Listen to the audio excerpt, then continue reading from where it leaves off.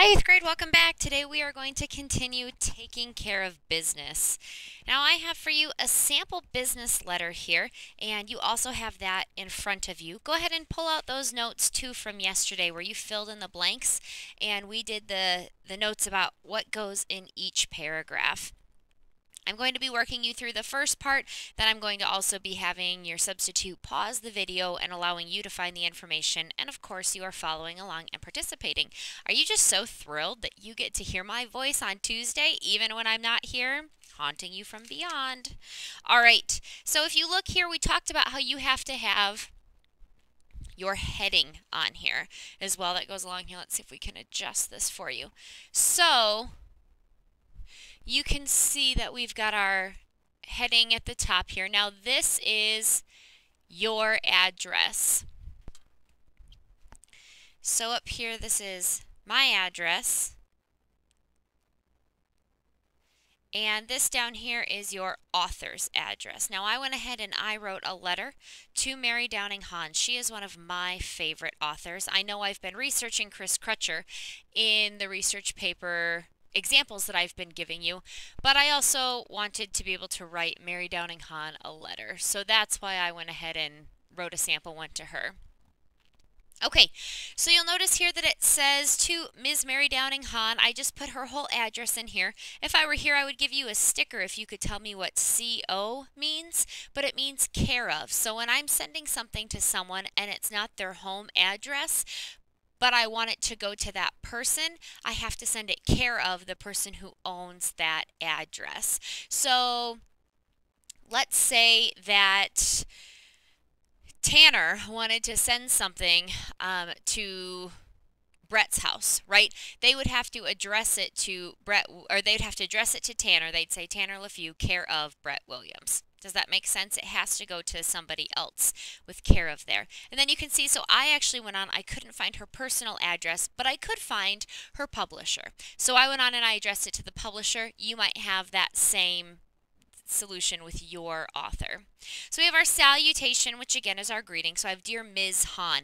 When we're writing to a woman, we put Ms. MS because we don't know if she's married or not. So instead of saying Miss or Mrs., Ms. is a nice thing to do there. It helps to keep us correct. So we have our first paragraph. It says, I used to insist on reading only series books. However, when I was in the 6th grade, my best friend Allison gave me a copy of Tallahassee Higgins and said it was one of her favorite books. After reading Tallahassee Higgins, I have been hooked on your books, and I have not forgotten the part your novels played in my adolescent years. I have begun teaching some fantastic 8th graders who do their own reading and are becoming very talented writers. I really want them to experience the adventures and creative writing in your books. So if we take a look here, I'm asking you to go through and find how did I accomplish each paragraph that I asked you to type in my paragraph. So what do you see me doing in here that matches your notes from yesterday? So I'll take you through this one and then I'm wanting you to go through the next two. So you can see here I talk about my first experience with her books. I only read series books, and then Allison, the girl that made me eat glue, said you have to try Mary Downing Hahn. She's awesome. So Tallahassee Higgins was my first experience with Mary Downing Hahn. And now I've continued to link it into today as well. But you can see how I talked about my very first experience. I haven't forgotten that. That's what you need to do in your writing. Okay, the second paragraph says, you have written a book for interest. You have everything from historical fiction such as Hear the Wind Blow to ghost stories like Wait Till Helen Comes and vampire stories like Look for Me by Moonlight. I love entering the lives of the characters in your writing. There are many times I find myself crying, being scared, and laughing with my newfound friends. The characters are so vivid, and I feel as if I enter their world at the beginning of each story. When I called Allison and told her about Deep, Dark, and Dangerous, she read it immediately, and we still agree that your ghost stories are still well written and intense. Go ahead and substitute. Could you pause the video after I finish saying, would you please go through and find how I matched the second paragraph, which says that you need to say what you like about the author's writing. Go ahead and press pause now. Okay, so you've had a chance to talk through what you like, what you found in here that I like about the author's writing, and hopefully you have talked it through. But yes, I've come out here and I've, first of all, referenced the other books that I've read, which is nice. Authors like to know that we're faithful readers as well. And you can see here that I have talked about I love entering the lives of Mary Downing Hahn's characters. I think are her strongest part of her writing. And I find myself, I think she's a good job wrapping me in. Again, I talked to her about how her characters are so vivid and they make me feel like I'm really with them and that I'm entering their world at the beginning of the story. Do you notice too how I tied Allison back in because I had her in the first paragraph as well? All right, let's read paragraph 3. When I student taught, I read The Old Willis Place to my 6th grade Golden Sower class, and they were on the edge of their seats.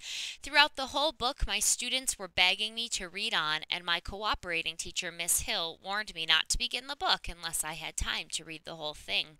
The class loved the adventures of Diana and Georgie, and they couldn't believe Lissa didn't know her new friends were ghosts.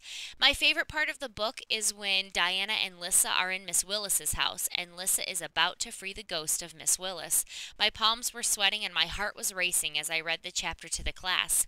I introduced your writing to my 8th graders, and a couple of girls fell in love with your books like I did. I can't wait for them to read my favorite book, Tallahassee Higgins. I love the part when Aunt Thelma finds Tallahassee after she runs away and finally takes her out for McDonald's. Tallahassee's crazy cartwheels and imagination remind me of Allison when we were growing up. Go ahead and talk through with your partner.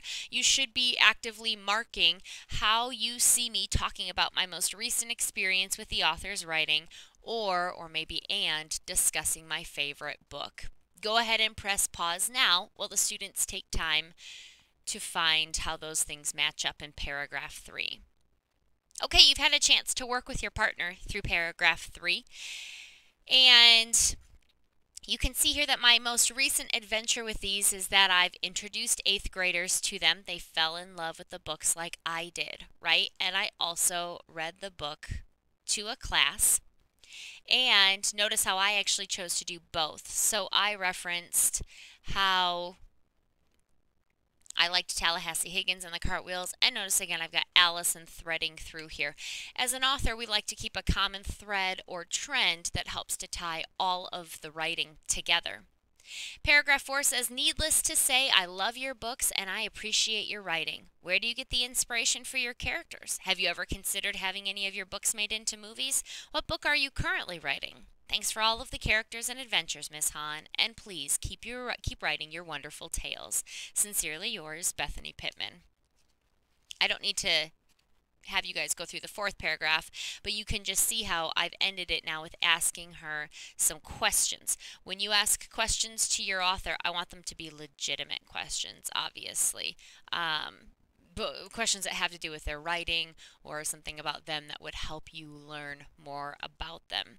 Now, some of you have authors that are no longer alive and you're probably wondering what you should do, and that's a great question. Go ahead and write to them anyway, and we'll send it to the publishing company.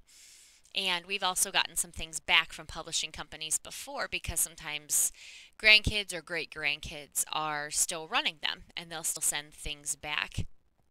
We're going to write out the business letter in the business letter form. However, if you find an email address, some authors prefer to be contacted by email instead of normal letter. We'll go ahead and you'll just copy and paste it into an email, but you are still responsible for showing me that you have a business letter written. So your job now is you've got your brainstorming sheet from yesterday. After that's filled out, you should start working on your business letter. There you go. It's that easy to take care of business. Please use mine as an example and a guide to help you through the process.